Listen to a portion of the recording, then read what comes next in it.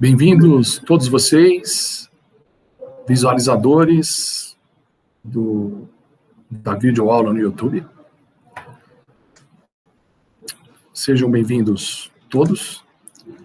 Esta é mais uma videoaula da disciplina Economia Política Clássica, disciplina optativa oferecida pelo Departamento de Economia, da Faculdade de Economia, Administração e Contabilidade de Ribeirão Preto, na Universidade de São Paulo. Esta é mais uma videoaula, a nossa 21ª. O tema da aula é o capítulo 3 do livro 1 de O Capital, a continuação da análise e da exposição desse capítulo, intitulado O Dinheiro ou a Circulação das Mercadorias. Como sempre, em algum ponto de nossa exposição, eu indicarei uma questão que deve ser respondida e encaminhada pelo aluno. Vamos à videoaula? Continuamos a nossa exposição das funções do dinheiro. Nós vimos que elas se subdividem em dois grupos, as funções básicas do dinheiro e a função do dinheiro como dinheiro. Das funções básicas como dinheiro, nós vimos o dinheiro como medida do valor e dinheiro como meio de pagamento. Então, o dinheiro surge no mundo das mercadorias. Ele surge a partir do próprio processo de circulação das mercadorias. Nesse sentido, eu disse que o dinheiro é um servo da circulação. Mas nas funções de dinheiro como dinheiro, ele acaba reinando sobre a circulação. Vimos a função do dinheiro como medida do valor, vamos agora à segunda função básica do dinheiro. Dinheiro como meio de circulação. Tá? Qual é a função, qual é o papel do dinheiro nessa segunda função básica? Fazer as mercadorias circularem efetivamente. Intermediar o chamado metabolismo social. O dinheiro deve estar presente, tá? Deve funcionar como um meio de troca monetária, que faz a ponte entre as mercadorias no processo de troca. A trama da economia mercantil exige que as mercadorias sejam trocadas, ou seja, que elas passem de uma mão à outra, ok? Que elas venham da mão de alguém para a mão de outrem, para uma outra pessoa. Tá? E esse processo descreve a circulação da mercadoria, a mercadoria sendo transferida de mãos. E o dinheiro é um meio facilitador desse processo de circulação.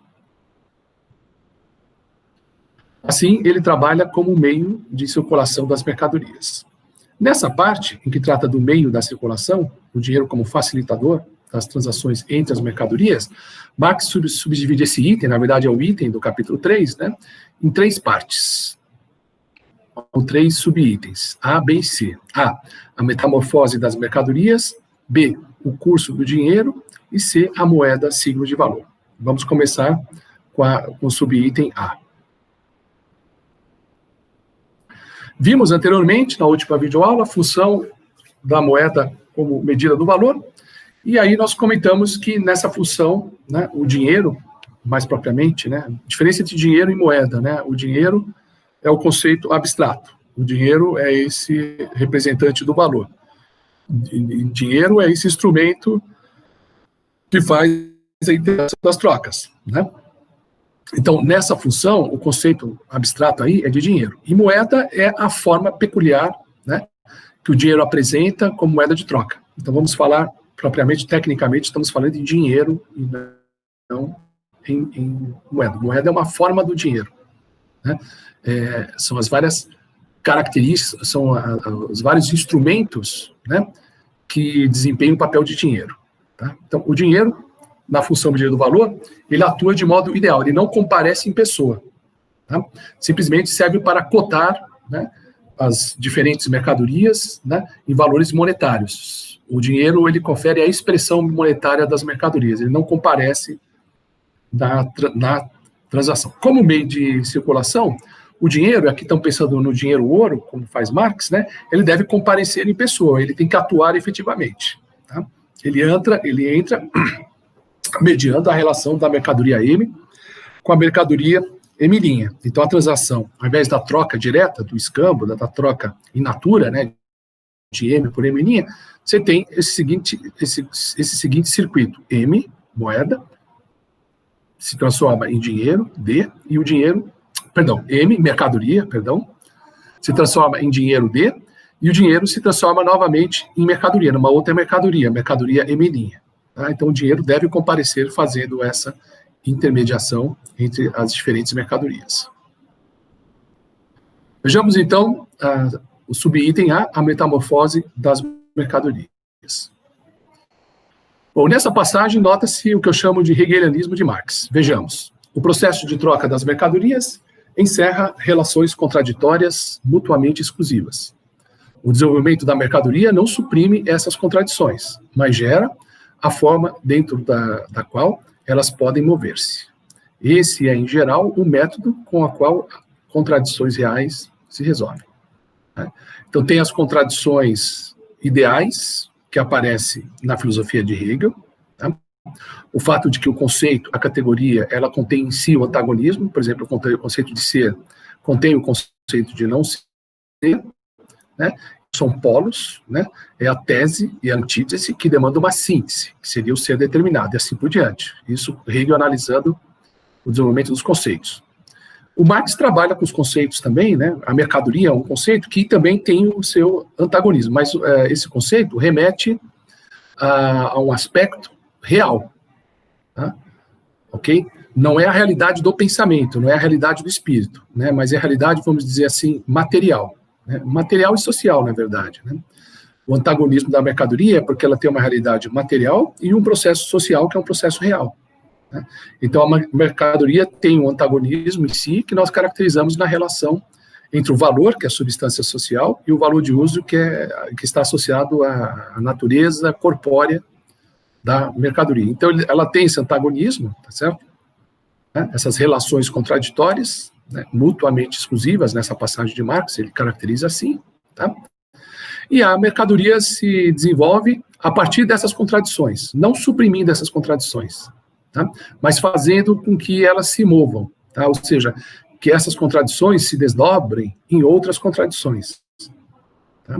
Essas contradições se resolvem não deixando de existir, mas ensejando outras contradições, né? O valor de uso, o valor de troca. O valor e o valor de uso dão origem à contradição entre a forma relativa e a forma equivalente, que está relacionada à contradição de trabalho abstrato, trabalho concreto e assim por diante. Tá? Então, caracteriza essa passagem como uma amostra, né, da peculiaridade, né, do método de Marx, que deve muito a Hegel, é o hegelianismo de Marx.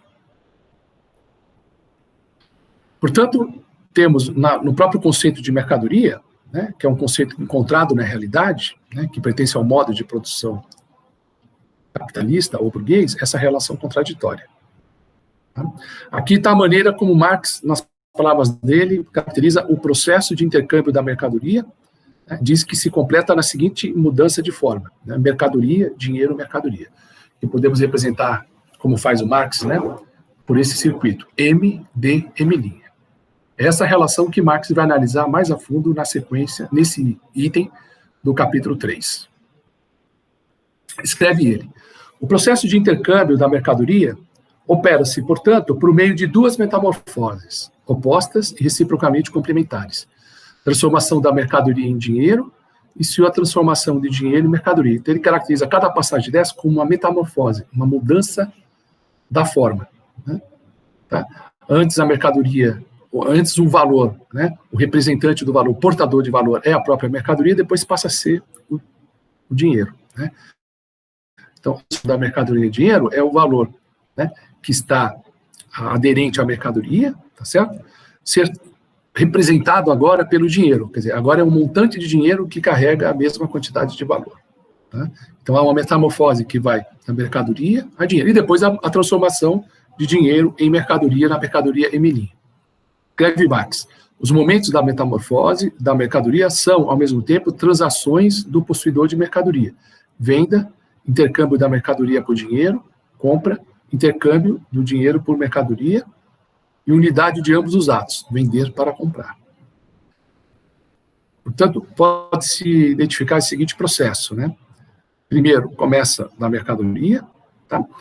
Começa com o portador da mercadoria, há um ato de venda onde a mercadoria é alienada, o antigo portador da mercadoria agora recebe dinheiro, tá? Ok? Há, portanto, o intercâmbio da mercadoria por dinheiro, e depois o portador do dinheiro, que recebeu esse dinheiro pela mercadoria, efetua um ato de compra. Né? Novamente, o intercâmbio, mas agora é entre dinheiro e mercadoria, começando com dinheiro e terminando com mercadoria. Né? Na primeira metamorfose, podemos ver um ato de venda, e na segunda, um ato de compra. Né? A conexão entre a venda e a compra é algo que Marx vai discutir na sequência desse capítulo. Então, podemos caracterizar, né, esse circuito básico na representação M, D, M'. Tá? E essa representação, né, essa circulação, com as duas metamorfoses, elas expressam a contradição básica do modo de produção capitalista. Né? Porque pode-se olhar na mercadoria a representação privada do valor, no dinheiro a representação social do valor, e, novamente, na nova mercadoria, a representação privada do valor. Né? Mas numa outra mercadoria, tá? Numa outra unidade privada de produção, digamos assim. Tá? Então, essa contradição entre o público e o privado, né? O valor que ora se manifesta, né, como na sua representação privada, que é a mercadoria, que é o produto de processos, né, em que atuam, né, indivíduos privados, independentes e autônomos, certo? E o dinheiro, que é a expressão social do valor, né, que é a encarnação da forma eficiente, valente do valor, né, o dinheiro, que é a representação universal do valor.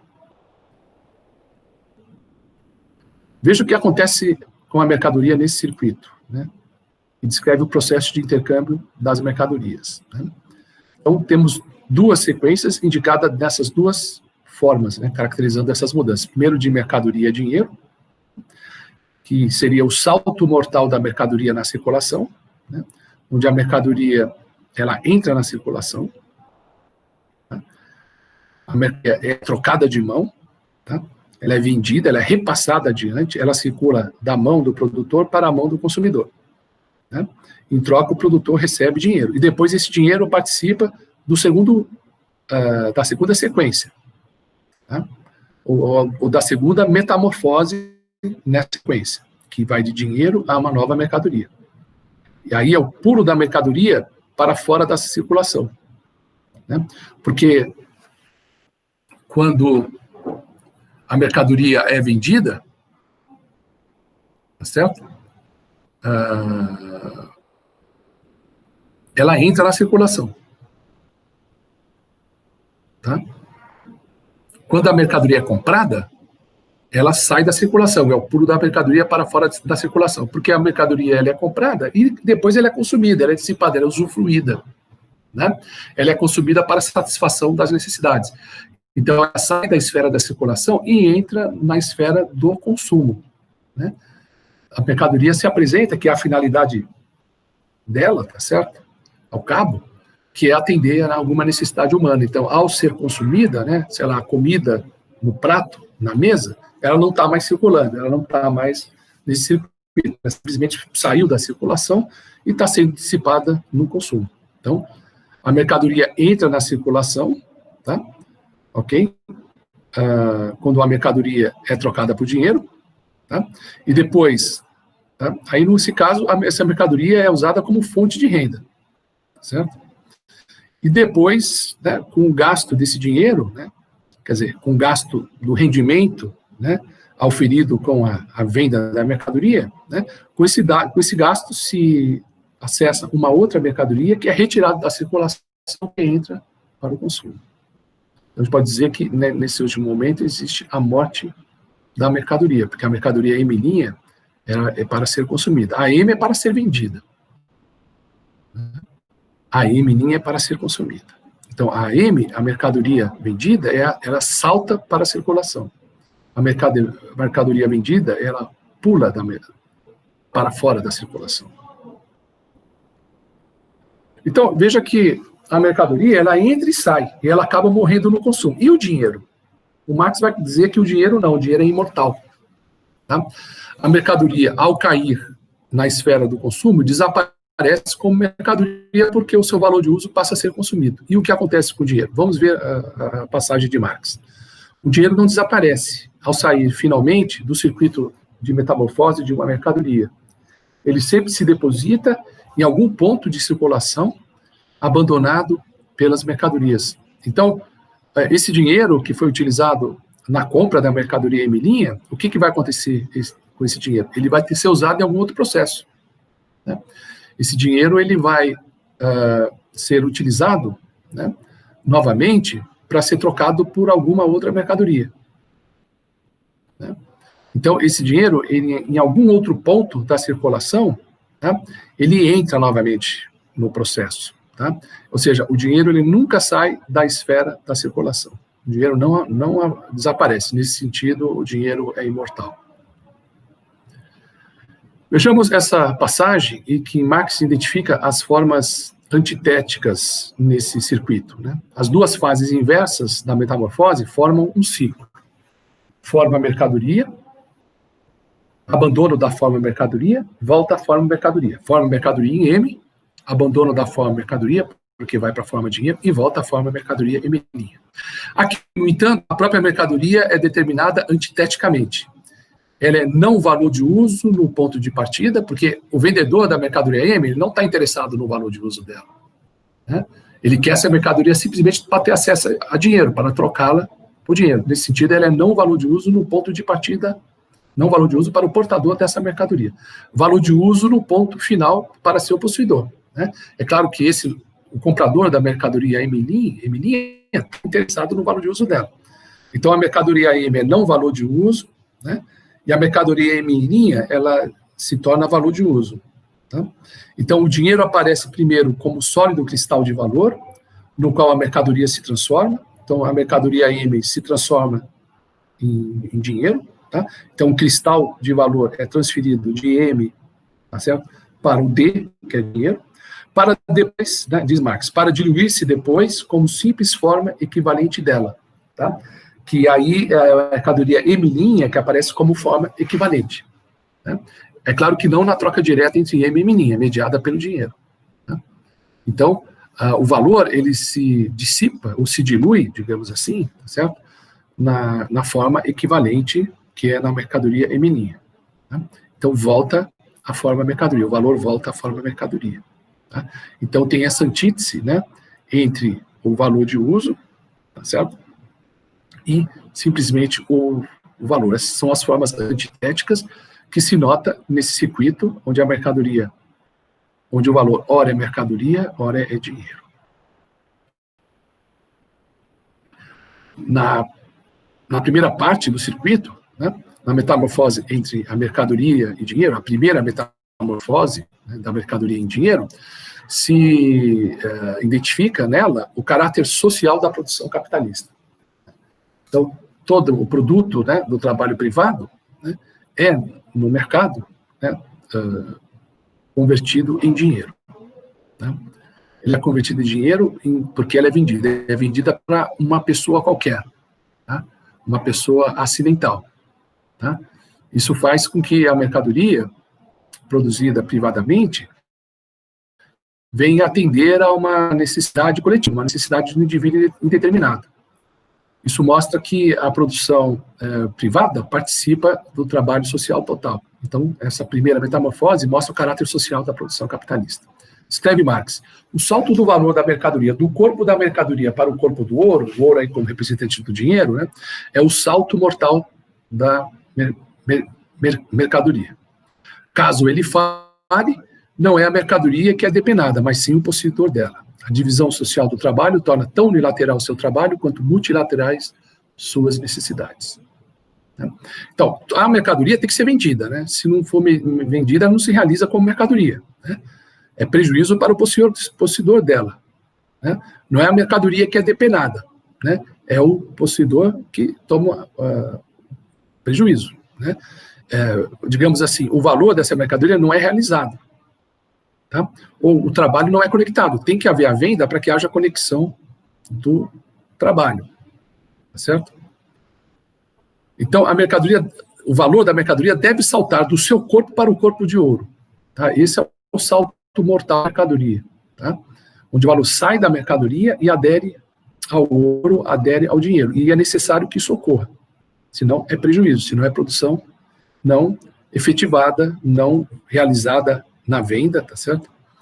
Ok? E veja que cada um desses produtores efetua um trabalho unilateral, né? Um trabalho específico, descolado do trabalho social, mas tem necessidades multilaterais, quer dizer, ele trabalha numa coisa só, mas necessita de várias outras coisas, né? Então você tem a divisão do trabalho, né, entre a divisão social do trabalho, né, de trabalhos unilaterais, mas de trabalhadores, de produtores que têm necessidades multilaterais. Então, significa que esse trabalho é um trabalho voltado mesmo para a troca do produto, né? Trabalho produtor de mercadoria. Vamos à segunda parte desse circuito, né? Que vai de dinheiro a uma nova mercadoria. Então, essa segunda metamorfose, dinheiro-mercadoria. Tá? Isso mostra o caráter privado da produção capitalista, no sentido que esse processo acabou ensejando a uma mercadoria consumida privadamente, né? Atendeu à necessidade de um indivíduo específico. Então, a ele o processo serviu, né? A produção capitalista, que tem a sua origem como produção privada, ela também morre como produção privada, porque o consumo é privado, né? Vamos ver a passagem. Por ser a figura alienada de todas as outras mercadorias, ou o produto de sua alienação geral, é o dinheiro a mercadoria absolutamente alienável. Tá? Então, o dinheiro é alienável, o dinheiro ele é permutado, ele é trocado por qualquer outra mercadoria. Todos os produtores aceitam dinheiro. Todos os portadores de mercadoria oferecem a sua mercadoria por dinheiro. Então, o dinheiro é uma mercadoria absolutamente alienável. Nada pode ser cedida, né, em troca de qualquer outra mercadoria. Tá? Aí ele fala que o dinheiro lê todos os preços ao revés. Reflete-se assim em todos os corpos das mercadorias, materiais ofertados para sua própria conversão em mercadoria. Tá?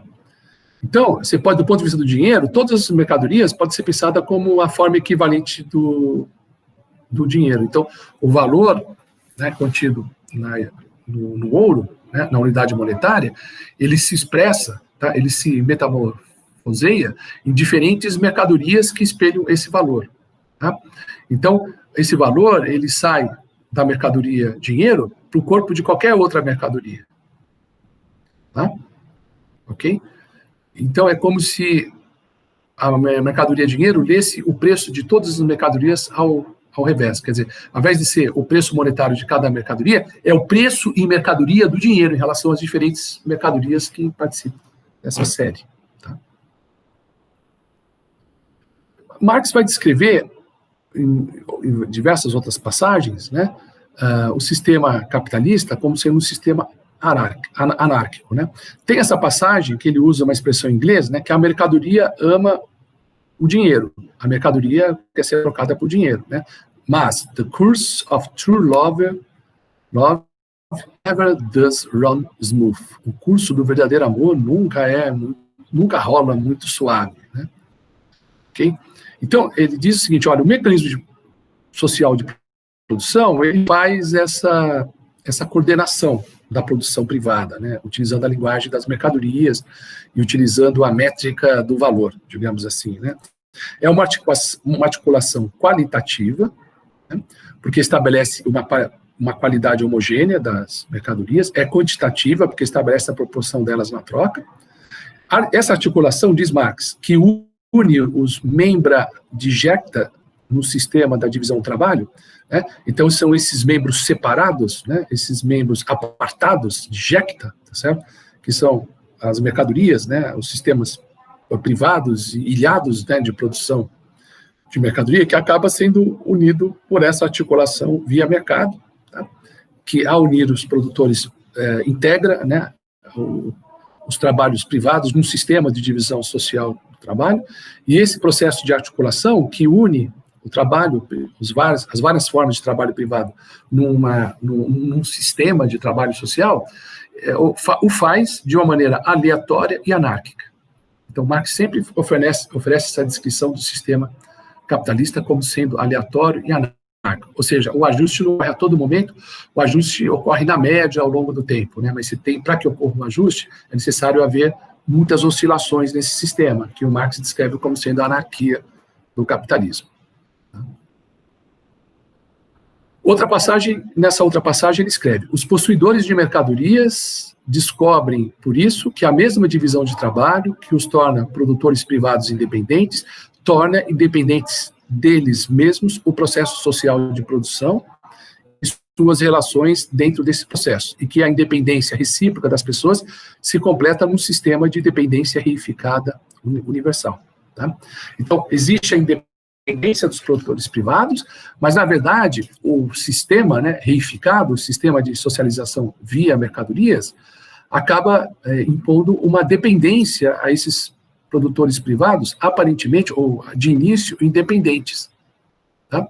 Que dependência é essa que estabelece? Todos passam a depender do próprio processo social de produção.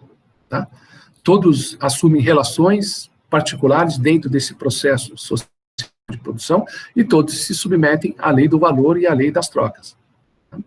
Nesse sentido, existe uma dependência, mas que é reificada. Existe uma dependência que interliga, né, todos os produtores inicialmente independentes, que é traduzido na linguagem da mercadoria, ou seja, todos produzem de modo independente, é verdade, mas todos dependem da venda da sua mercadoria. Todos dependem dessa metamorfose, né, do valor da mercadoria para o dinheiro. Né? Todos dependem da realização, né, do produto, né, do processo de produção na troca. Então, nesse sentido, restabelece uma dependência, mas agora não direta, não uma dependência direta, uma dependência mediada pelo universo das mercadorias e pelo dinheiro, que participa também desse circuito das mercadorias. Vejamos uma passagem em que Marx critica a lei de Sé, tá? Dizendo que a lei de Sé ela não opera no modo de produção capitalista, o MPC, né? O modo de produção capitalista. O que é a lei de Sé, que vocês aprendem em cursos de macroeconomia, é a ideia de que a oferta cria a sua própria demanda. Tá? Ora, mas não é bem assim. Né? A oferta nem sempre cria a sua própria demanda, até porque o modo de produção capitalista ele é contraditório. Né? E um dos aspectos em que essa contradição se manifesta é, digamos assim, a falta de coincidência, de correspondência entre a oferta e a demanda e a procura. Tá? Há momentos em que a oferta não encontra a sua própria procura, tá? E que seria uma disfuncionalidade desse sistema, e isso tem a ver com o seu próprio caráter contraditório, né? Tal como analisado por Marx. Notem essa passagem. Nada pode ser mais ridículo, critica Marx, que o dogma de que a circulação de mercadorias condiciona um equilíbrio necessário entre as vendas e as compras, porque cada venda é compra e vice-versa. Se isso significa que o número das vendas efetivamente realizadas é igual ao mesmo número de compras, é uma trivial tautologia. Mas a intenção é provar que o vendedor conduz seu próprio comprador ao mercado. O que o Marx está dizendo? Bom, cada venda é um ato de compra de um lado, do outro lado é um ato de venda, né? O proprietário da mercadoria vendeu e o outro comprou. Então, realmente, né, o número de vendas é igual ao número de compras. Isso é uma tautologia, isso é por definição.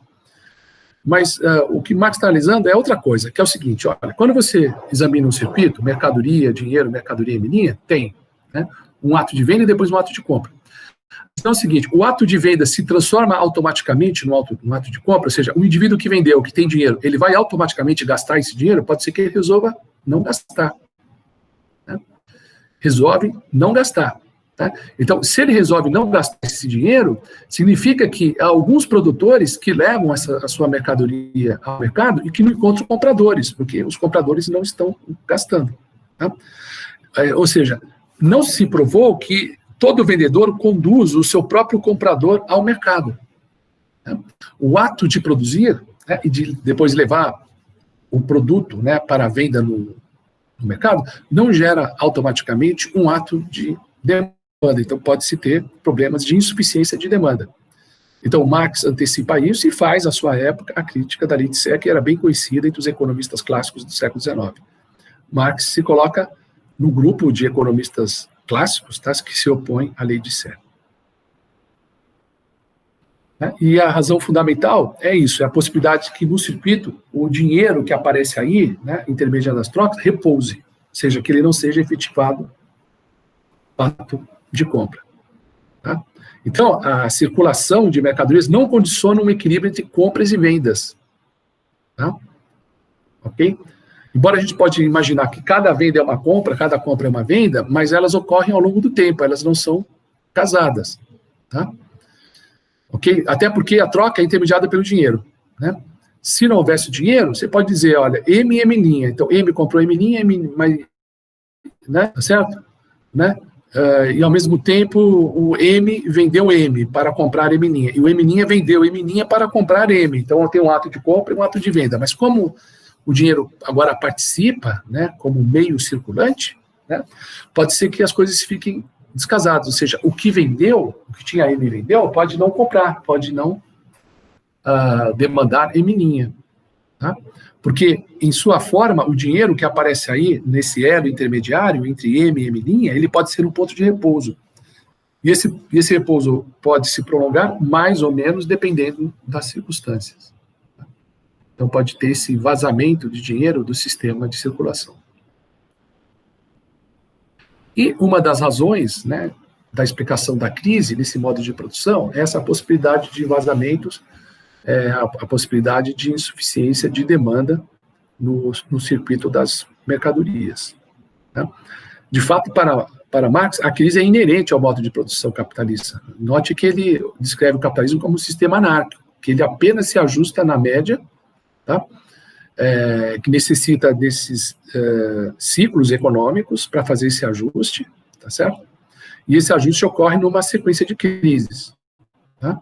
Não é que as crises podem acontecer, as crises têm necessidade de acontecer. Tá? A crise é gerada pelo próprio processo de ajuste, né, e de articulação, né, desse sistema econômico. Tá?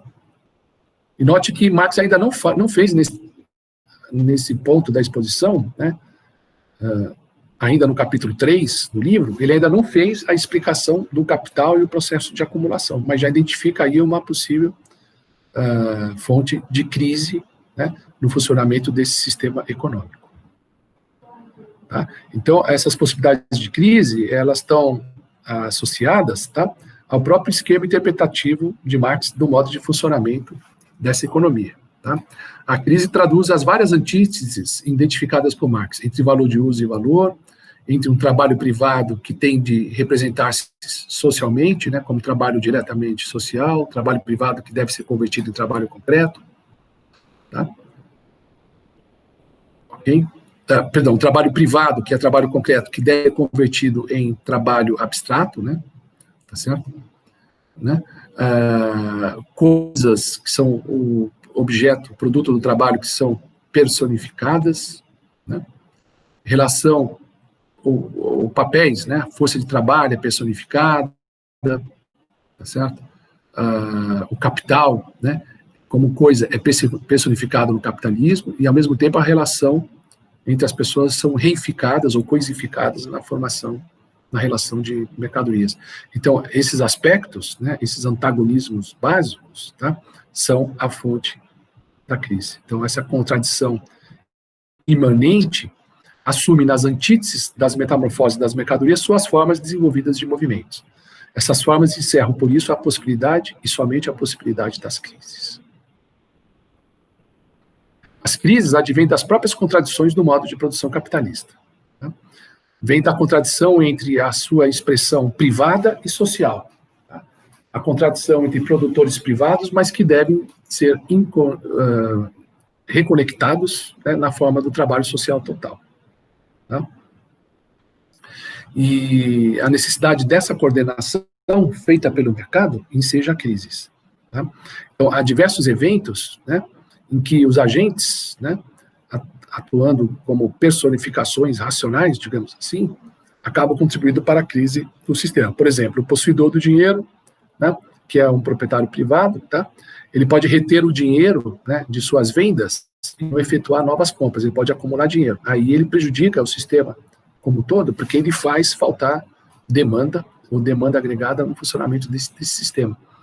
Então, às vezes, esses indivíduos, né, que não são mais do que personificações, eles podem, mesmo agindo como personificação, eles podem atuar de uma maneira contraprodutiva, né, para o funcionamento do sistema, pode gerar crises, né? Ação racional, ação personificada pode ser geradora de crises. Estamos, portanto, avançando na exposição das duas funções básicas do dinheiro, tal como Marx expõe neste capítulo 3, né? Dinheiro como medida de valor e como meio de circulação. Tá? Como meio de circulação, ele vai discorrer subdividindo esse item, tá, em 3 subitens: metamorfose das mercadorias, o curso do dinheiro e a moeda no signo do valor. Aqui nós estamos terminando a primeira parte, né, sobre a metamorfose das mercadorias. Vejamos algumas observações que Marx tece ao final desse subitem. Né? Ele escreve: 2 pontos aqui são característicos do método da apologia do economista. Primeiro, a identificação de circulação das mercadorias e a troca direta dos produtores por meio da simples abstração de suas diferenças. Então, simplesmente abstrai a diferença das mercadorias, dos produtores, né? Fixa apenas no caráter da circulação, do fenômeno, né? Não entendendo, né, que eles vêm de ilhas distintas, né, que não estão conectadas no processo de produção social, e que estão associados a um trabalho específico, uma mercadoria específica que tem características naturais, né, que tem um corpo próprio, distinto das demais. Então, os economistas burgueses, eles abstraem dessas diferenças, não consideram essas diferenças entre as mercadorias e entre os trabalhos. Segundo, a tentativa de escamotear as contradições do processo de produção capitalista, a dissolver as relações de seus agentes de produção, nas relações simples que se originam na circulação de mercadorias. Ele olha só a relação de ato e venda, a mercadoria vendida, a mercadoria comprada, não olha a relação dos próprios agentes de produção. Tá? Eles ficam apenas nos atos de compra e venda, na relação entre as mercadorias, na relação das mercadorias com dinheiro, por quanto foi vendido, por quanto foi comprado, como foi a oscilação do preço da mercadoria, ficam só nesses dados de mercado, sem levar em conta que, ao lado do mercado, há um processo de produção, que o mercado simplesmente está conectando os produtores. Né? Nessa ultrapassagem, não se sabe ainda nada sobre a diferença específica dos modos de produção e não se pode julgá-los com base na circulação de mercadorias. Então, as mercadorias, ou os produtos, não exatamente como mercadorias, circulam em qualquer modo de produção. Tá? A diferença, a peculiaridade do modo de produção capitalista se identifica ao conectar, né, o movimento, né, dos produtos, dos bens de consumo, com o movimento dos produtores. Tá? Então, olhar apenas na circulação do produto não revela a característica do modo de produção capitalista, porque deve-se levar em conta a relação da produção com a circulação, para se entender a estrutura desse modo de produção capitalista. Vamos, então, ao subitem D dessa seção, o curso do dinheiro. Aqui ele está ainda no circuito caracterizado por mercadoria, dinheiro, mercadoria. Tá? E aí Marx diz, né, esse movimento das mercadorias, que vai de M a um novo M, que a gente tinha chamado de M', é, portanto, um ciclo. Escreve Marx. Essa mesma forma exclui o circuito do dinheiro. O resultado deste é o distanciamento constante do dinheiro de seu ponto de partida e não o retorno ao mesmo ponto. Porque aqui, olha, você começa com mercadoria e retorna para a mercadoria, embora uma outra mercadoria. E o dinheiro? O dinheiro, ele aparece fazendo essa mediação e depois ele vai intermediar uma outra troca de mercadoria. Tá? Então, o dinheiro se distanciou dessas mercadorias. Né? E vai se reaproximar de um novo par de mercadorias. Né? Vai fazer o de uma nova troca. Tá? Então, o dinheiro sempre se distancia do ponto de partida, está sempre se associando a pares distintos de mercadoria, tá certo? E não retorna a ponto nenhum, está sempre andando. E a mercadoria retorna à mercadoria. A forma mercadoria retorna à forma mercadoria. Vamos acompanhar o que está acontecendo com o custo do dinheiro. Se a mercadoria retorna à mercadoria, o dinheiro vai para onde, né? Marx escreve, o custo do dinheiro mostra uma constante, monótona repetição do mesmo processo. A mercadoria permanece sempre ao lado do vendedor, o dinheiro sempre ao lado do comprador, como meio de compra. Tá? Okay? A mercadoria está com o vendedor, né? O dinheiro está com o comprador, tá certo? Por ter dinheiro, o interesse dele é comprar, o outro, por ter mercadoria, o interesse dele é vender, tá? E do ponto de vista do comprador, né, do proprietário do dinheiro, esse dinheiro ele é meio de compra. Então, ele é meio de compra, significa que ele vai ser utilizado para comprar uma mercadoria, né? Aí será transferido, né? O novo receptor do dinheiro vai comprar uma outra mercadoria, portanto, o dinheiro é novamente transferido, então o custo do dinheiro está sempre fazendo essas transferências, né? Sempre assumindo o valor de uma mercadoria nele, sempre representando uma outra forma, né, na metamorfose da mercadoria, mas também servindo como outras formas, né, para uma sucessão de mercadorias que vão aparecendo ao longo do tempo. Tá? Assim, o dinheiro, nas palavras de Marx, né, funciona como meio de compra ao realizar o preço da mercadoria. Então, o que ele faz com isso é ir realizando o preço de várias mercadorias que compõem essa série e o portador do dinheiro sempre utilizando como meio de troca, meio de compra. Tá? Note que há uma contradição entre esse movimento do dinheiro e o movimento da mercadoria que descrevemos anteriormente. Escreve Marx que essa forma unilateral do movimento do dinheiro nasce do movimento de forma bilateral das mercadorias, isso é ocultado. Eis que a natureza da própria circulação das mercadorias possui uma aparência contraditória. Então, a mercadoria está sempre numa relação bilateral, né? Começa com M, depois acaba em M'. Tá? E o dinheiro? Né? O dinheiro aparece de uma maneira unilateral, é sempre, né, o valor de compra, tá certo? É sempre poder de compra, né? Ele está sempre realizando o valor de diferentes mercadorias, né? E o dinheiro volta sempre a ser dinheiro, sempre poder de compra, tá? Em cada ato de compra ele se realiza como valor. Mas note que esse poder de compra do dinheiro está associado a esse modelo em que as mercadorias se transformam em mercadorias. Tá? Então, veja, o dinheiro, nesse caso, ele se serve da circulação. Né? Tá? Perdão, o dinheiro serve à circulação. Né? O dinheiro é para fazer com que o valor, nas suas várias metamorfoses entre as mercadorias, ocorram, tá? Necessitando de uma etapa intermediária em que ocorre a metamorfose do valor na forma dinheiro. Então, é um processo sucessivo de metamorfose entre as mercadorias e o dinheiro como meio circulante serve na facilitação dessa metamorfose. Então, ele vai de metamorfose, facilitando de metamorfose em metamorfose, num processo bilateral das mercadorias. Nesse sentido, o dinheiro atua de uma maneira unilateral, tá certo? Né, intermediando formas bilaterais em que as metamorfoses vão de uma mercadoria a outra mercadoria. Parece uma contradição. Né?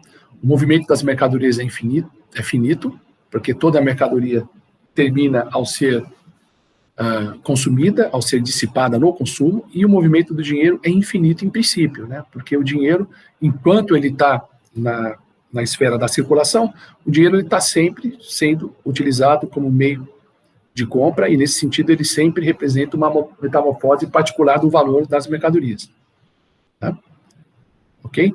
Então você tem aí o movimento das mercadorias, tá certo? E esse movimento das mercadorias é que impõe o movimento do dinheiro, mas parece que é o contrário, né? Tem uma aparência contrária, mas apenas uma aparência. Parece que o dinheiro que está movimentando as mercadorias, mas que o Marx está dizendo, não, as mercadorias é que movimentam o dinheiro, as mercadorias é que estão numa relação bilateral, né? E que vão sofrer metamorfoses entre si, né?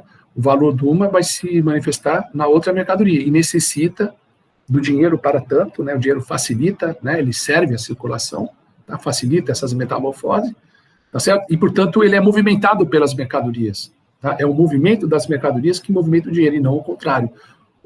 Pensar o contrário seria uma ilusão. Tá? Seria uma ilusão. O Marx compara a ilusão religiosa, né? Aquelas formas de ilusão que o jovem Marx já estudava, tá certo? A circulação mercantil produz essa ilusão. Parece que o dinheiro é que manda, mas quem manda são as mercadorias. Escreve Marx: embora o movimento do dinheiro seja apenas a expressão da circulação de mercadorias, a circulação de mercadorias aparece, não que seja, aparece ao contrário, apenas como resultado do movimento do dinheiro. Então tem essa coisa da essência e da aparência. Na aparência, o dinheiro está movimentando as mercadorias, né? Mas na essência, são as mercadorias que movimentam o dinheiro. É isso que Marx está dizendo.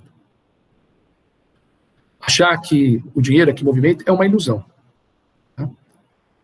Então, a primeira ilusão surge quando se pensa de modo convencional a economia mercantil sem dinheiro, como se ela fosse apenas uma economia de troca. Então, o primeiro aspecto é pensar a economia sem dinheiro, tá? Uma economia apenas de troca, né? Troca in natura, troca de um bem pelo outro, uma forma de escambo, tá certo? Né? Sei lá, você troca, como fazia no Brasil, né? Troca escravo por cacau vindo da África. Então, simplesmente escambo, mercadoria como mercadoria. Tá? Não se pode pensar uma economia mercantil, né? Apenas como uma sequência de escambos. Tá? Ok? E é errado, né? A mercadoria, o processo mercantil, ele necessita fundamentalmente do dinheiro. Então, deve-se reconhecer a importância do dinheiro, mas sem cair numa outra ilusão. A outra ilusão é pensar que a economia mercantil é produto do dinheiro. Então, como há dinheiro, existe a troca generalizada das mercadorias umas pelas outras. Não, é o contrário. Tá? As mercadorias elas já estão no mundo de troca generalizada. Ela foi se formando. Agora, nesse processo de generalização da troca das mercadorias, uma delas foi se fixando, lembra das últimas videoaulas? Uma dessas mercadorias foi se fixando como equivalente geral. E aí ela acabou sendo aceita como dinheiro, assumindo a forma de dinheiro e a forma monetária, a forma de ouro, a forma ouro-preços, tá certo? E parece que isso que está facilitando a economia mercantil, mas o dinheiro ele é surgido na própria economia mercantil. O dinheiro não é um instrumento que aciona a economia mercantil, ele é resultado do próprio processo de troca generalizada que caracteriza a economia mercantil. Tá? Então, a mercadoria entra na circulação, né, e cai fora, logo mais, né, num outro ponto do circuito, no momento em que ela é consumida. E aí, as mercadorias estão sendo constantemente produzidas, né, e elas são lançadas ao mercado, elas vão sempre entrando na circulação. Outras que estão consumindo, elas vão saindo. Então, o mercado pode ser caracterizado como essa dança de mercadorias. Mercadorias que entram nele, que são oferecidas à venda, mercadorias que são compradas e são consumidas, né? E o dinheiro? O dinheiro, ele está constantemente, né, colado, né, no processo de circulação, atuando como meio de circulação. Tá? Ou seja, ele fica morando constantemente na esfera da circulação. Tá? A dança do dinheiro ocorre só dentro da esfera de circulação. É diferente da dança da mercadoria que entra e sai da esfera de circulação. A questão que Marx vai analisar agora é o seguinte: nós vamos nos ocupar dessa importante questão nessa segunda parte da videoaula. Mas antes de formular esta questão, nós vamos formular outra questão, que é a questão da aula, a pergunta para vocês responderem, que é a seguinte: como se determina a quantidade de ouro que a esfera da circulação pode absorver? Esta quantidade é constante, por quê? Essa pergunta é parecida com o que nós vamos ler agora, que é a seguinte: surge, portanto, a pergunta: quanto dinheiro essa esfera, ou seja, a esfera da circulação, continuamente absorve? Tá? Então, na circulação você tem mercadoria, sofre a metamorfose no valor, dinheiro, mercadoria, dinheiro, e depois dinheiro trocado por mercadoria. Escreve Marx: o volume de meio circulante requerido para o processo de circulação do mundo das mercadorias já está determinado pela soma dos preços das mercadorias. Então é o seguinte: você tem aí o número de mercadorias, você tem os valores dessas mercadorias, cuja expressão monetária é preço, quer dizer, compara o valor da mercadoria com o valor do dinheiro. Então já está tudo isso já está determinado, os preços, os valores já estão determinados. A partir daí é que se determina o volume do meio circulante, o volume monetário requerido nessa circulação. Esse é um aspecto muito importante. Vamos aprofundar. Qual é o volume de dinheiro requerido? Associado a uma dada circulação, dado processo de circulação de mercadorias. Considera um determinado período de tempo, por exemplo, 1 ano. Tá? Vamos identificar todas as transações que ocorrem nesse período e os seus valores, ou podemos pensar, suas expressões monetárias desses valores, que são os preços. Então, você tem ali a quantidade da mercadoria I, né, vezes o preço da mercadoria I. Né? Então, esse é o todos esses valores, você tem os valores totais, né, envolvidos nas transações. Então, a princípio, o volume do dinheiro, né, seria tal, né, que o valor do dinheiro, tá, se igualasse a esses valores que são somados, agregados nessa economia. Tá? Então, o volume do dinheiro é o que dá conta desses valores. Ok? Quer dizer, o dinheiro aí tem que aparecer tal que o valor agregado do dinheiro envolvido na circulação cobre o valor agregado dos bens que que participam, né, desse movimento, dessa circulação. Bom, vamos analisar um pouco mais de detalhe isso. Primeiro, o valor do ouro, né, que aparece do lado esquerdo para determinar a quantidade de dinheiro, o próprio valor de ouro está sujeito a flutuações. Tá? Então, isso vai implicar mudanças no valor de dinheiro, se o valor de ouro, o valor do ouro varia. Tá? Então, dependendo da variação do valor do ouro, a quantidade do ouro requerida para se igualar com o valor das mercadorias muda com o tempo. Tá? Note que o ouro é uma mercadoria, também é uma mercadoria. A mercadoria que funciona como equivalente geral, portanto, é uma mercadoria. Como toda mercadoria, o valor dele é variável. Tá? Vamos supor que os valores da mercadoria em geral permaneçam constantes. Vamos imaginar variações no próprio valor do ouro. Se o valor do ouro aumenta, tá, significa que enquanto um X menor de ouro, né, já se iguala ao valor total de todas as mercadorias que participam do circuito. Então, você precisa de um quanto menor de X de ouro, tá, que se equipara, né, ao valor das outras mercadorias, tá? E é claro que o preço das outras mercadorias se torna menor. Certo? Cada mercadoria cotada em preços medidos pelo valor do ouro, né, preços monetários, onde o ouro é a moeda, os preços das mercadorias caem porque aumentou o valor do ouro. E vice-versa, se o valor de ouro diminui, o quanto X de ouro deve aumentar, né, para que tenha o mesmo valor do universo das mercadorias, o que significa que os preços das mercadorias aumentam. Tá? Ok?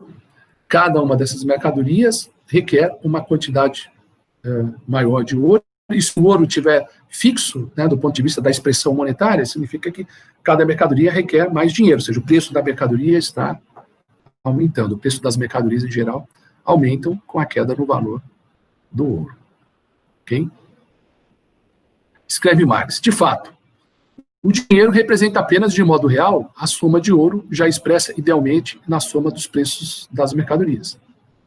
Sabemos, entretanto, que permanecendo iguais os valores das mercadorias, seus preços variam com o valor do próprio ouro, proporcionalmente subindo quando ele cai e caindo quando ele sobe. Então, é o mesmo raciocínio aqui descrito nas próprias palavras de Marx. Note bem, o que vem primeiro? Os preços sobem, gera inflação, a inflação produz a desvalorização do dinheiro? Ou seria o contrário? A desvalorização do dinheiro é que fazem os preços subirem. A desvalorização do dinheiro seria a desvalorização do ouro. Né? Ok? Significa o quê? Né?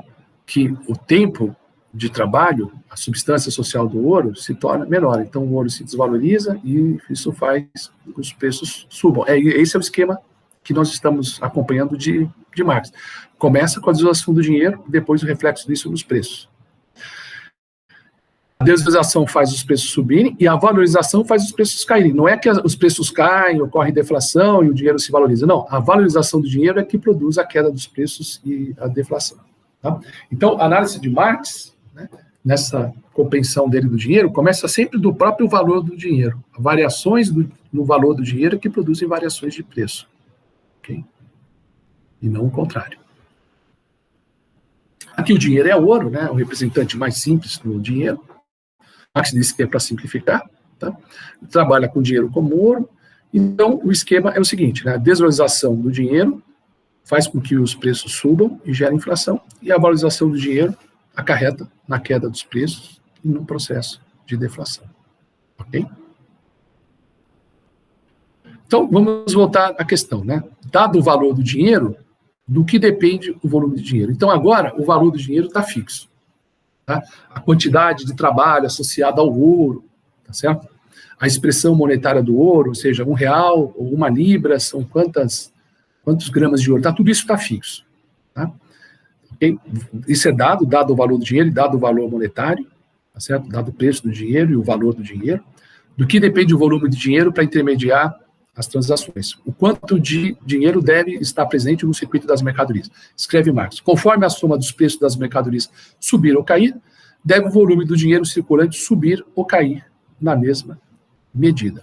A mudança no volume do meio circulante origina-se aqui, na verdade, do próprio dinheiro, porém não de sua função como meio circulante, mas sim de sua função como medida de valor. Então, você olha o valor das mercadorias. Se o valor das mercadorias aumentarem, tá? Porque tem mais trabalho na produção das mercadorias, tem mais essa substância social trabalho, que faz com que o valor das mercadorias aumente. Como eu fixei o valor do ouro, então eu vou ter que ter uma quantidade maior de ouro injetada na esfera da circulação das mercadorias. Se o valor das mercadorias cai, eu tenho que ter uma menor quantidade, tá certo, de ouro atuando como meio circulante, tá? Como meio de troca, meio intermediário de troca. Então, por que ocorrem essas flutuações na quantidade de ouro requerida pela esfera de circulação? Porque flutuações nos valores das mercadorias, e o ouro aí atua na sua função de medida de valor. Tá? Então, as mercadorias, elas expressam mais valor, então elas têm que ser equiparadas com mais dinheiro, tá certo? Dada a função do dinheiro de medida de valor. Mas esta passagem de Marx, pressuposto o volume de mercadorias como dado, a massa de dinheiro oscila para cima e para baixo com as flutuações de preços das mercadorias. Então, a flutuação de preço produz flutuação da massa de dinheiro. Continua Marx, quer a mudança de preço das mercadorias reflitam reais mudanças de valores ou meras oscilações dos preços. O efeito sobre o volume do meio circulante permanece o mesmo. Tá? Por que ocorre flutuação no preço da mercadoria? Pode ser que a quantidade de trabalho das mercadorias, portanto, o próprio valor dela, esteja flutuando, né, e dado o padrão monetário, isso provoca flutuação de preço. Ou pode ser que essas oscilações de preço seja simplesmente um fenômeno de mercado, mera oscilação dos preços de mercado. Né? Isso não importa. Se o preço da mercadoria aumenta, aumenta a quantidade de moeda, né, requerida na esfera de circulação das mercadorias. A quantidade de moeda que deve comparecer como meio circulante, tá? Como meio de troca. Ok? Veja que Marx tem plena consciência da chamada teoria quantitativa da moeda, embora ele não tenha expresso essa famosa relação PY é igual a MV, né? É o nível de preços, Y é o volume de trocas, V é a velocidade de circulação da moeda, e M é a quantidade de moeda na mercadoria. Então, vocês conhecem o PY é igual a MV ou VM, como está aí, tá certo? Ok? Então, Marx, ao examinar a quantidade de dinheiro requerida na esfera da circulação, de mercadoria, dinheiro, mercadoria em linha, ele tem consciência da teoria quantitativa da moeda. Então, ele sabe que o preço das mercadorias vezes a quantidade das mercadorias, P vezes Y, é igual à velocidade de circulação das mercadorias, que é V, vezes o volume de dinheiro funcionando como meio de circulação. Então, é isso, essencialmente, é a fórmula da teoria da quantitativa da moeda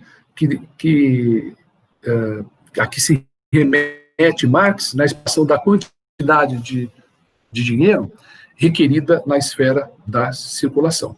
Tá? Então, vocês estão vendo aí nessa expressão, depende do preço das mercadorias, do volume de troca, da velocidade de circulação.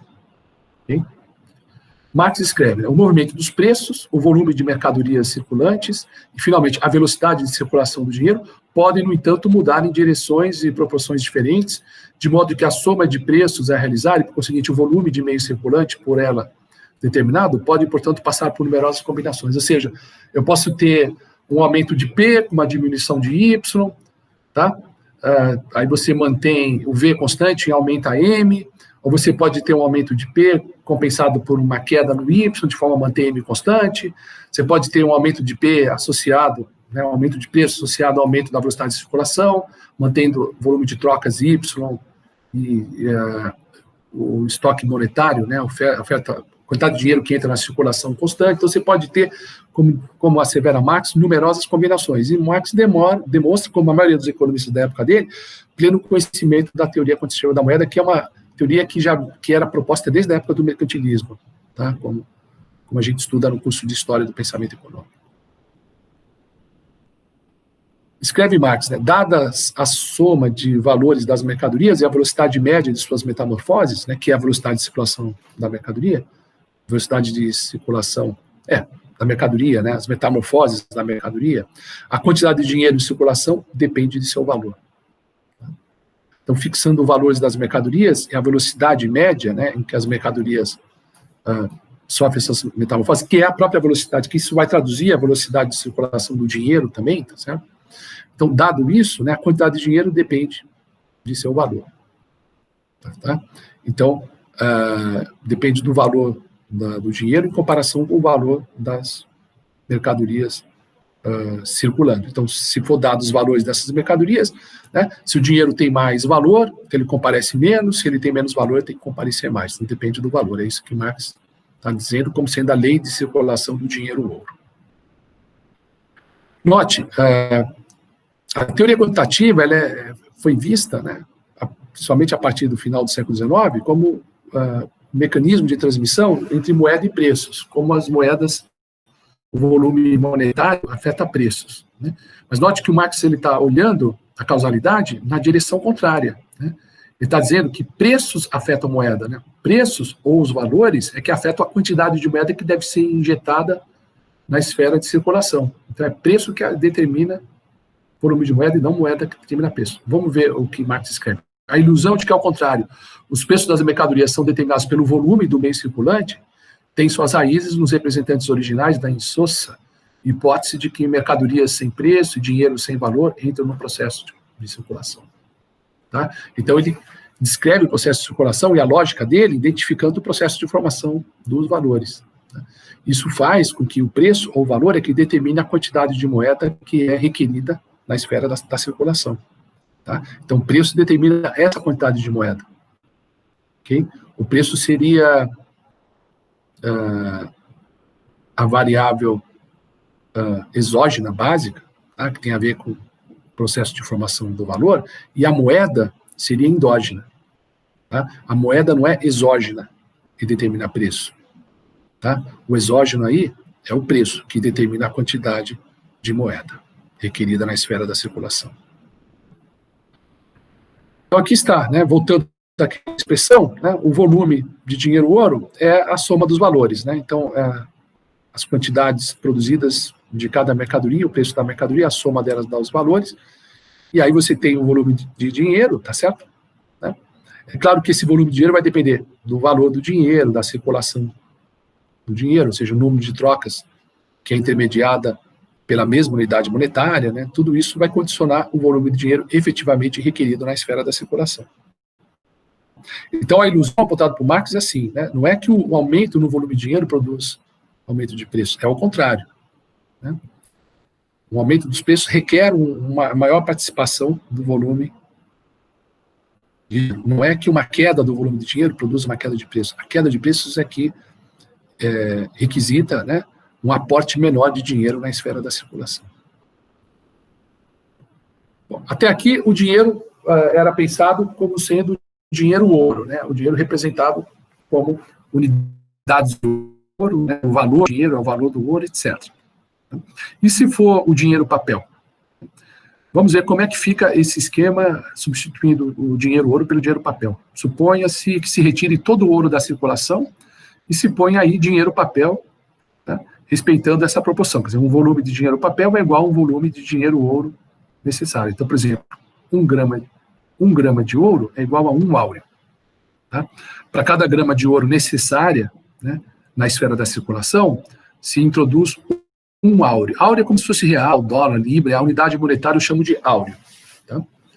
Então, quem vai fazer agora o papel de equivalente geral, intermediar as trocas, é o áureo, não é o ouro. Tá? Então, agora eu tenho um dinheiro papel chamado áureo, tá? Que substitui o dinheiro ouro necessário nessa relação. Tá? A cada grama de ouro requerido na esfera da circulação, se introduz nessa esfera um áureo. Tá? E, nesse caso, nada acontece, tá? Porque simplesmente tudo que era feito pelo ouro agora é feito pelo áureo. Tá? Ok? O dinheiro papel comparece aí na circulação, que deve comparecer, né, como meio de circulação sempre comparece, né, mas comparece simplesmente como o representante do ouro. Tá? É um delegado do ouro. Ok? Representante do ouro. Agora, suponha-se que o valor do ouro caia. Tá? Se o valor do ouro cair, tem que ter uma maior quantidade de ouro na circulação. Tá? Se o Banco Central mantiver a mesma quantidade de dinheiro, papel em circulação, nós vamos ter um problema, porque é como se tivesse uma injeção de ouro abaixo do requerido pela esfera da circulação. Tá? E como caiu o valor do ouro e manteve-se, por hipótese, né, o valor das mercadorias que estão circulando, teria que ter um aporte maior de ouro ou do representante do ouro, que é esse áureo, né, esse papel dinheiro, ou dinheiro papel. Né? Se o Banco Central não injeta dinheiro no papel na economia, pode ocorrer um problema, vai faltar numerário nessa economia. A falta de numerário significa que o dinheiro papel se valorizará, tá certo? De forma a acompanhar, né, tá certo?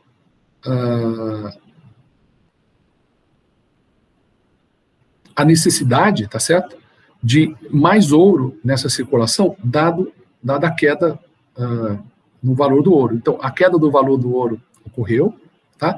Não se injetou mais ouro na economia, ou não se injetou mais o representante do ouro, que era o dinheiro papel. Portanto, por conta disso, o próprio dinheiro papel se valorizará em relação ao ouro. Ou seja, 1 grama de ouro não vale mais um áureo, vai valer menos do que um áureo. Tá? Um áureo vai ter que ter mais valor, tá, para participar desse processo. Tá? Mais valor expresso em ouro. Uma quantidade maior de ouro. Tá? Ok? Porque se requer uma quantidade maior de ouro na circulação, porque aumentou o valor das mercadorias, né? Se não se injeta mais ouro, tem um problema aí. Se não se injeta mais dinheiro, papel na economia, tem um problema de numerário. A consequência disso é a valorização do dinheiro papel, tá? De forma que um áureo, né, vai valer, tá? O áureo se valoriza, tá certo, em relação ao ouro. Se 1 grama de ouro valia um áureo, agora 1 grama de ouro vai valer menos do que um áureo, tá? Porque o áureo se valorizou em relação ao grama de ouro. Tá? Portanto, nesse caso, os preços sobem em áureos. Tá? O que acontece se o Banco Central havia fixado a taxa de conversão entre o ouro e o áureo? Se ele fixou, quer dizer, ao invés de fazer um ouro valer menos que um áureo, se ele fixou um ouro, um áureo, o que vai acontecer? Tá? Ora, nesse caso, os preços em áureo vão subir, tá? Ok? O Banco Central pode comprar ouro injetando mais áureos no sistema econômico e reequilibrando, né, e fazendo os preços do áureo descerem e se aproximarem da cotação oficial, que é um áureo, 1 grama de ouro. Tá? Então, ele pode injetar áureos no sistema econômico para reequilibrar a razão entre o volume de dinheiro papel e o volume de ouro necessário à circulação. Ou então há um mecanismo de ajuste de forma que o volume de dinheiro papel não é arbitrário e ele deve acompanhar os movimentos da variação no valor do ouro ou no valor das mercadorias, dependendo do que está acontecendo, da relação entre esses dois valores, na verdade. Né? Bom, basicamente é isso. Né? Espero que vocês tenham apreciado esta videoaula. Exploramos bastante esse capítulo 3 de Marx. Tá? E na próxima aula eu farei algumas observações finais e conclusivas a respeito deste capítulo. Ficamos por aqui, um abraço, até a próxima.